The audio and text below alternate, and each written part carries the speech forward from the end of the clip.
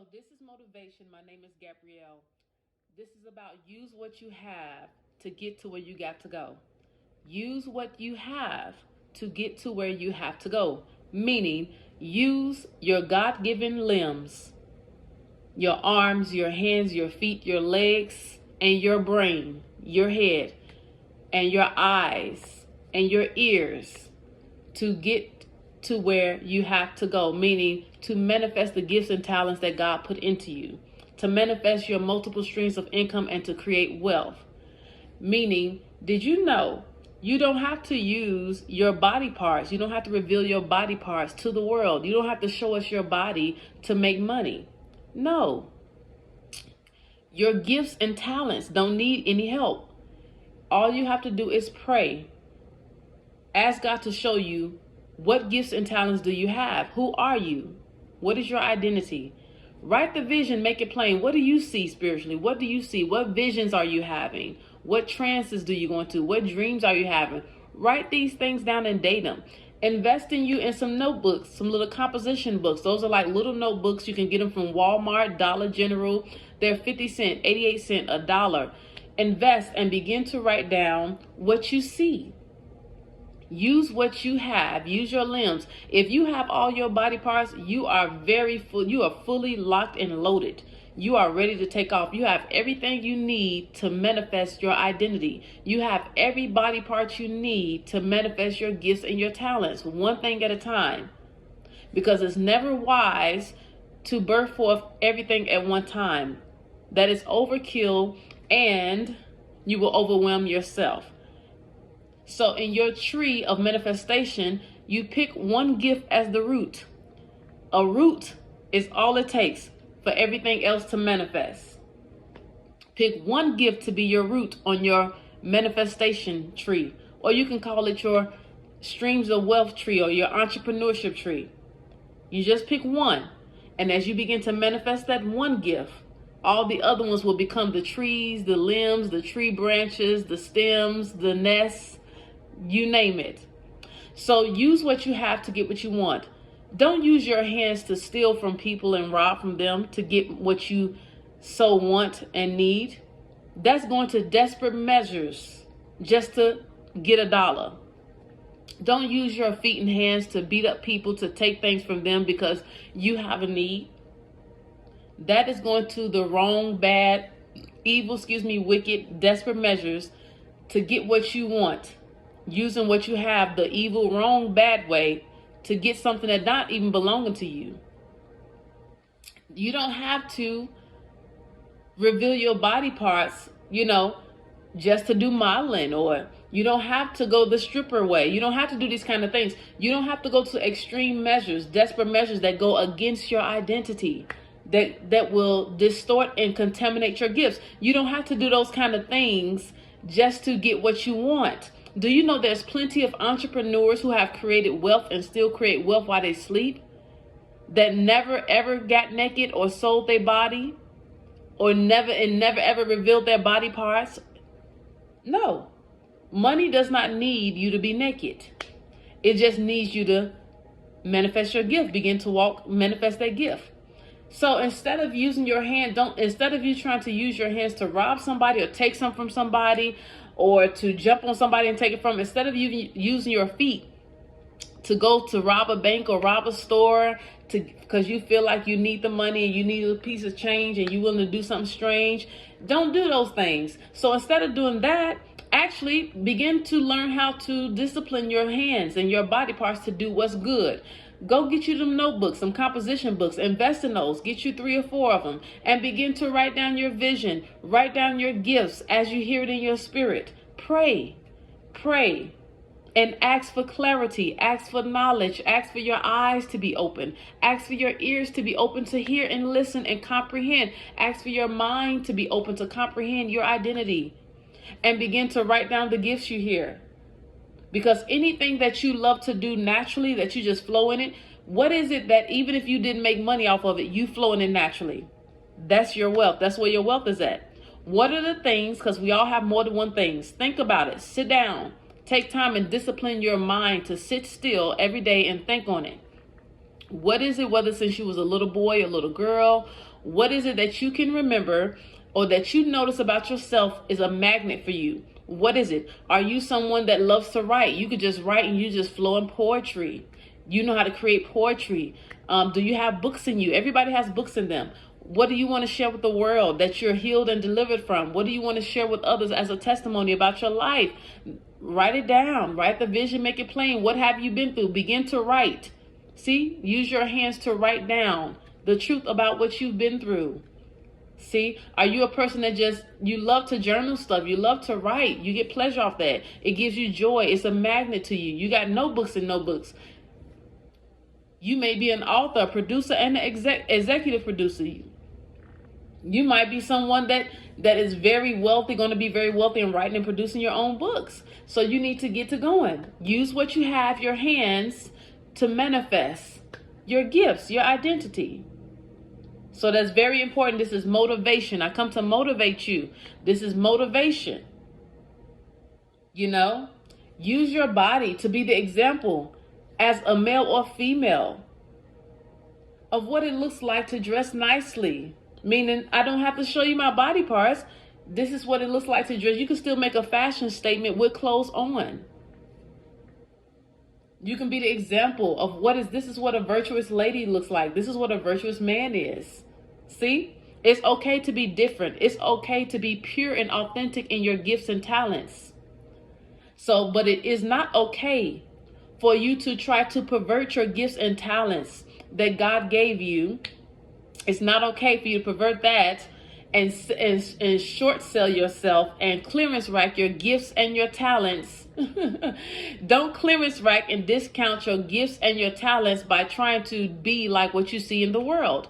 Because the world is not your identity. And there's so many people that follow the wrong thing, but they're not being their identity. The original is your identity. Don't be a copycat. Your gifts are authenticity. Okay? So again, I come to motivate you. It's okay. It's okay. Be patient with the process. Be patient with yourself. You have your legs. Go walk to the library or go walk around and go walk to the park and sit there and write or sit there and just pray about it. Get some clarity and stuff. If you need to just get out the house. If you have your limbs, if you have all your body parts, you have everything you need to manifest yourself. You may be saying, I don't have the money. It don't take money to manifest money. It takes you applying and practicing discipline to begin to find out who you are. Ask God to show you. Ask Him what are your gifts and your talents. Pick one as your root. Everything else will grow from that as fruit. Pick one gift to start out with. Okay? Don't overwhelm yourself. Sit down and write down the detailed vision. What is your vision with that? What do you desire to do with this gift? Write it down, because you don't know who you're going to divinely meet in public. And when you go out in public, present yourself not like your situation or circumstance. Look like who you are created to be. Royalty. Royalty and chosen. So, how is it that people who don't even have certain body parts or limbs, some people have amputated legs or their arms are amputated, but they still writing books. They still do their own hair. They dress themselves. They still running in the Olympics. They still run track. They're still swimming, winning awards for first place, second place. Why? Because they choose not to focus on things beneath them, meaning things in the natural. They choose not to focus on the seen, meaning natural stuff, what they naturally see. They're choosing to focus on the unseen, the things that is in the spirit realm, their vision, their dreams, their goals, their plans. They're focused on things above, not beneath. The things above are the things that are unseen. The things that are beneath are the things that are seen, what you naturally see. So again, I come to motivate you. Stop focusing on the things that you naturally see, because those things are temporary. They will pass. Take time to find out who you are and focus on the things that's unseen, the things you keep having dreams and visions about, what you keep going into a trance about, what you keep on getting excited and joyful about, what you eat, sleep, breathe, and live and think about all the time that just gives you joy. Begin to manifest that. And if you are ignorant to how to manifest it, ask God for knowledge. He is very simple and direct and straight line. It's time you stop taking yourself and your gifts and your talents in a circle and begin to get productive. Stop being busybody, being frustrated and aggravated, irritated, and begin to stop yourself and get productive. Take your hands and begin to write. Write down your blueprint for your vision, for your gifts and your talents. Begin to give this thing life. Begin to birth it forth. You are pregnant with gifts and talents that's been waiting to birth forth. So stop aborting them. Stop aborting your time. Stop causing your gifts and talents to be stillbirthed and miscarried by your own ignorance and by your own rebellion, by procrastination and by lethargy and by being idle. Choose to make up in your mind to abort idleness. Abort lethargy.